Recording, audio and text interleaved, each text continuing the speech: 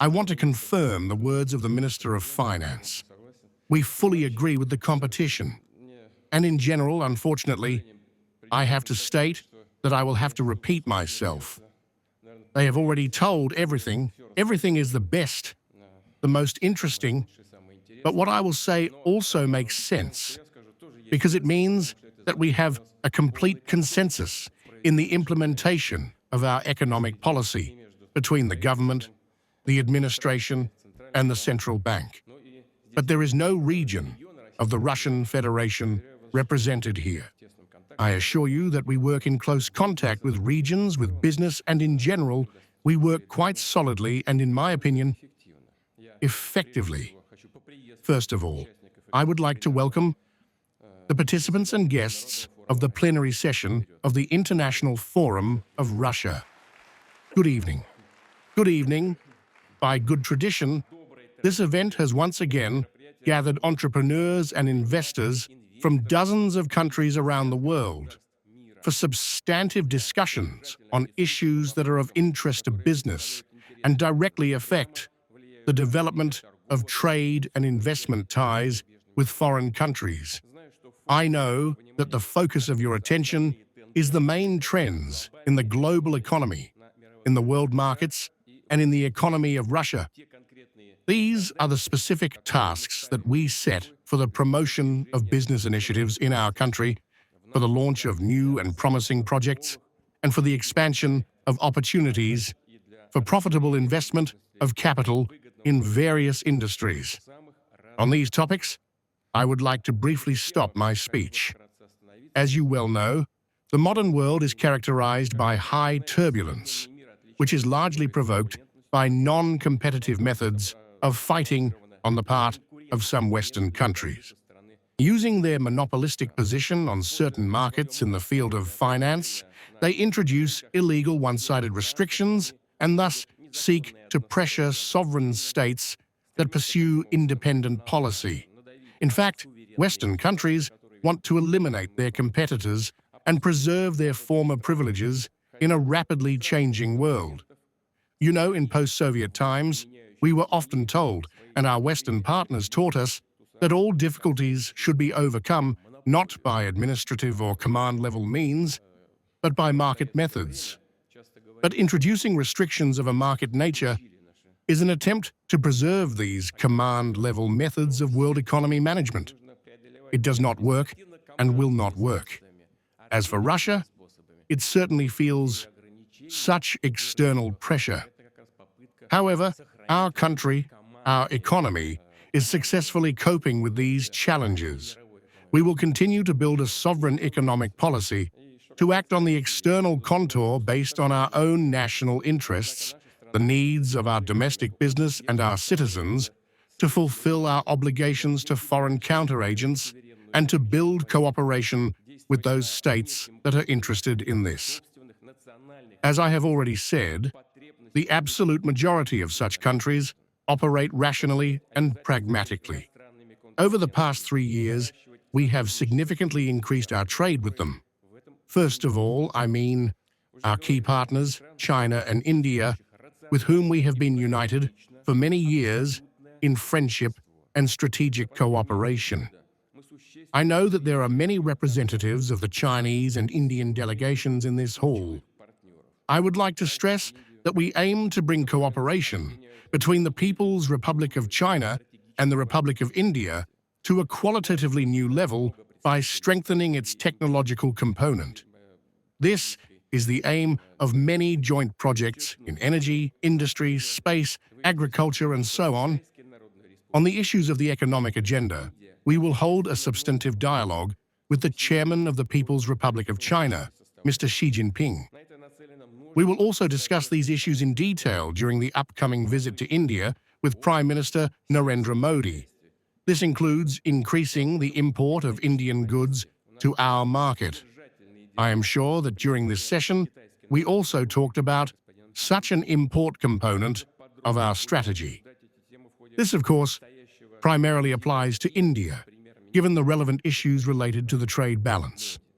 I will repeat that Russia is open to cooperation with foreign businesses in the field of trade, in the real sector, and in the stock market.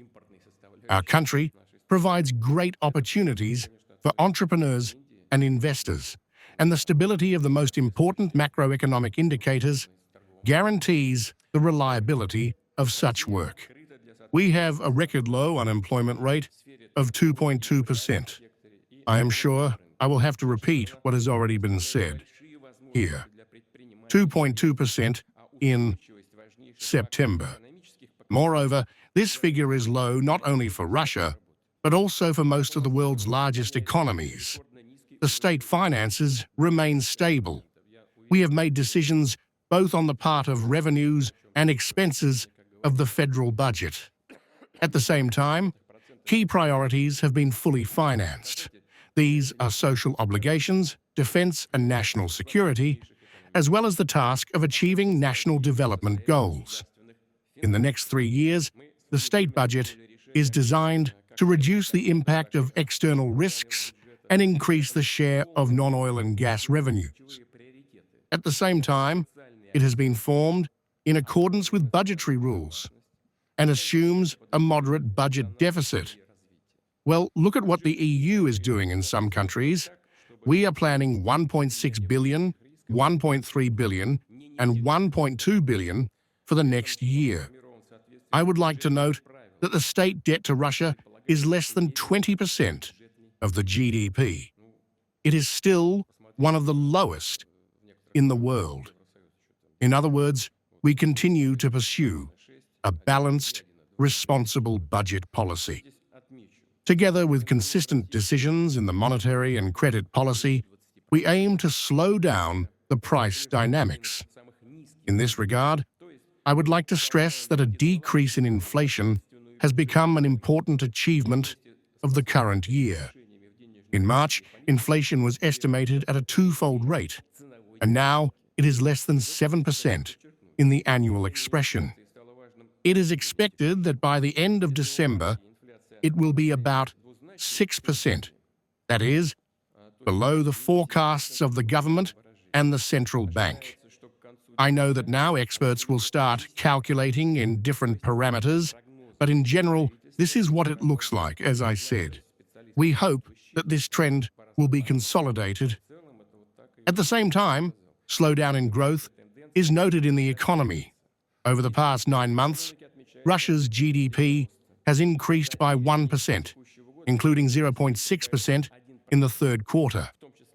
According to the forecast, GDP growth will be in the range from 0.5% to 1% over the next year.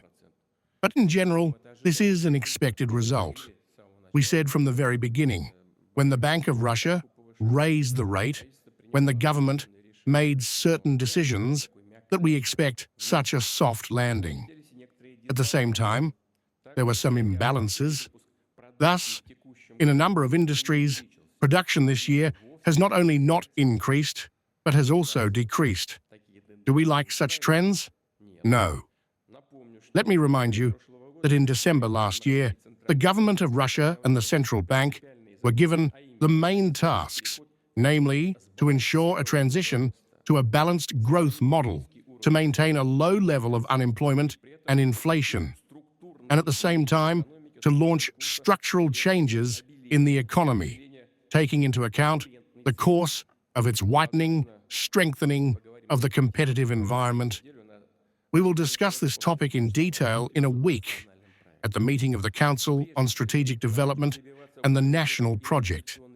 First of all, we need to achieve higher investment dynamics, increase investment in the development of production in the service sector, launch new projects in industry, agriculture, infrastructure, high-tech, tourism, and so on. In the last 3 years, investments have grown at an alarming rate. In 2022, they were 6.7%, in 2023, they were 9.8%, and in 2024, they were 7.4%.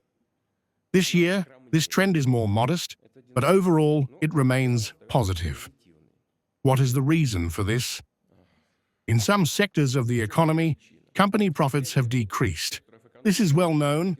I would like to say this separately. I have replaced unreliable external sources of financing with internal ones. As a result, the external debt to enterprises of the real sector has almost doubled. I can tell you that there was a certain anxiety at the first stage. Will our financial economy and industry cope with this? We have coped.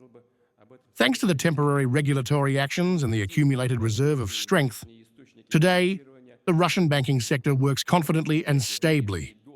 In 2022, we had a profit of about 200 billion rubles. In 2023, it was 3.2 trillion rubles, and in 2024, it was 3.8 trillion rubles.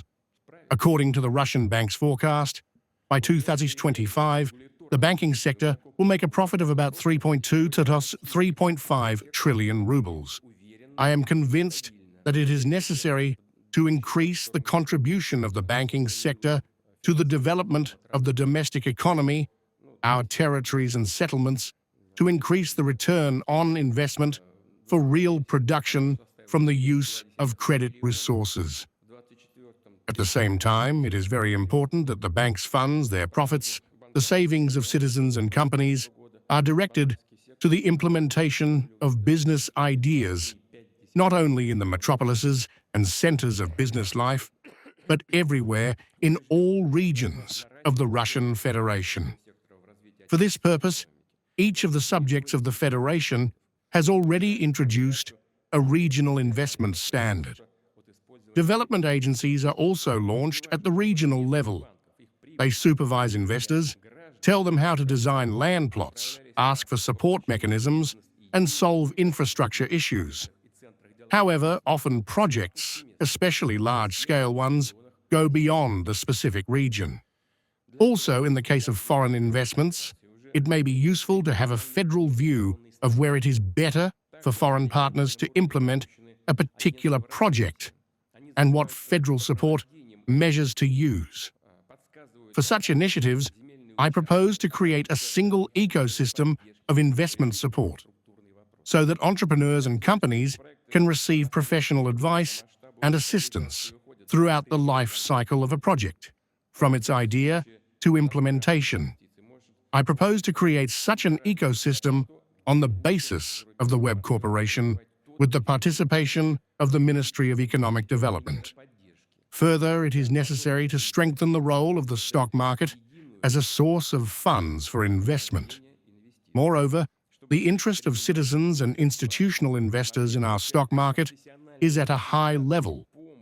In the middle of this year, more than 37 million physical clients were registered on the Moscow Stock Exchange.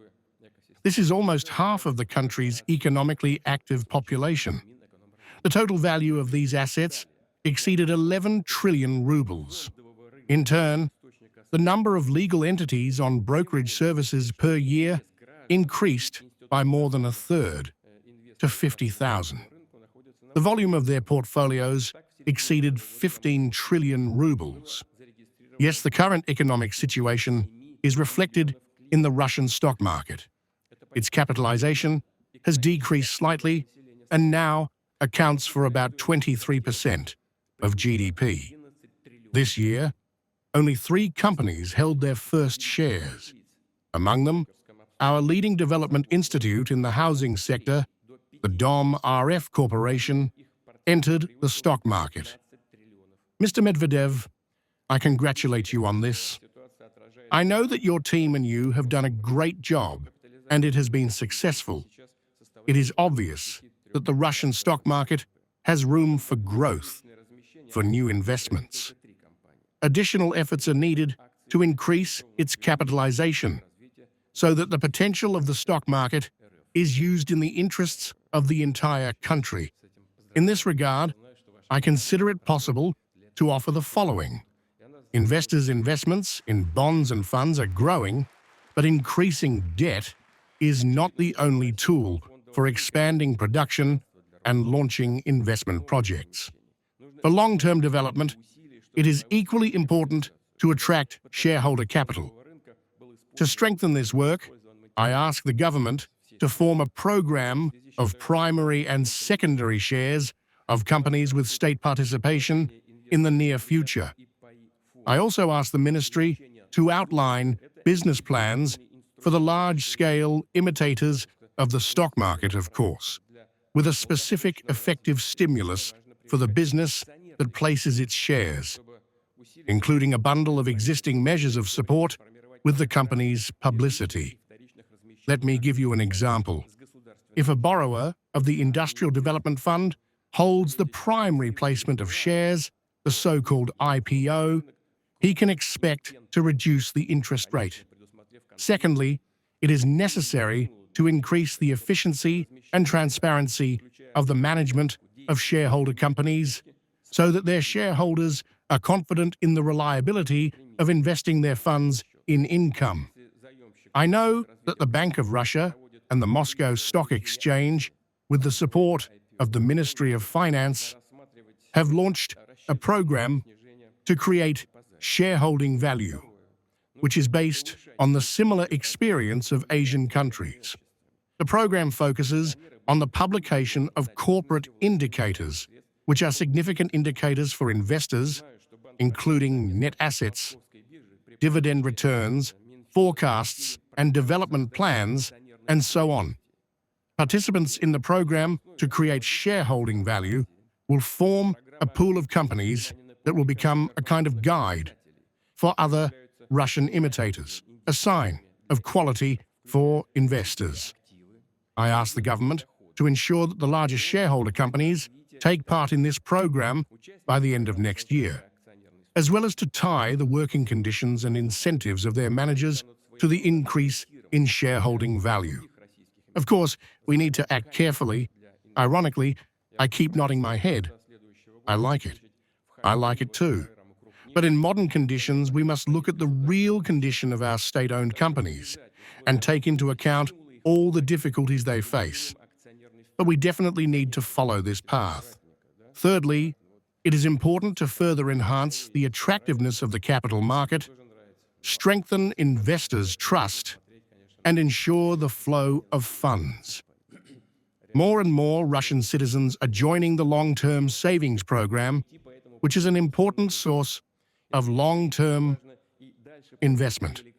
More than 8 million such agreements have already been signed, amounting to almost 560 billion rubles. A year ago, on our forum, I gave an assignment to stimulate so-called family savings. Let me remind you what I am talking about.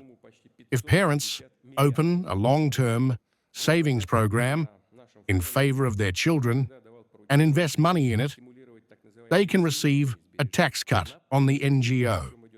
The size of the cut will be calculated based on the sum of the actual contribution, up to 500,000 rubles for each parent. Thus, the maximum amount for a family to receive a tax cut will be million rubles. The corresponding changes to the legislation have already been made. In addition, there are benefits for employers who will finance the accumulation of their employees in the long-term savings program. They will come into force from September 1st next year. We will see how these innovations work, how business and citizens will assess their effectiveness, and then we will finalize these measures or launch additional mechanisms for the development of our fund market. Friends, constant dialogue with business communities and investors is a key condition for improving the business climate and strengthening investment dynamics as a guarantee of confident, long-term economic growth.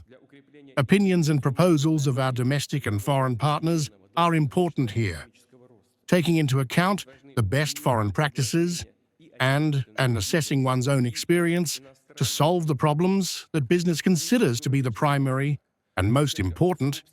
It is very important that the Russia Forum invites and gives an excellent opportunity to have an open, constructive discussion on all these issues. I know that you are doing this very actively. I am sure that it is very informative and useful. I would like to thank you all, especially now that I am addressing our foreign friends and colleagues, that you are all here and showing interest in working with Russia. I wish you all the best. Thank you for your attention.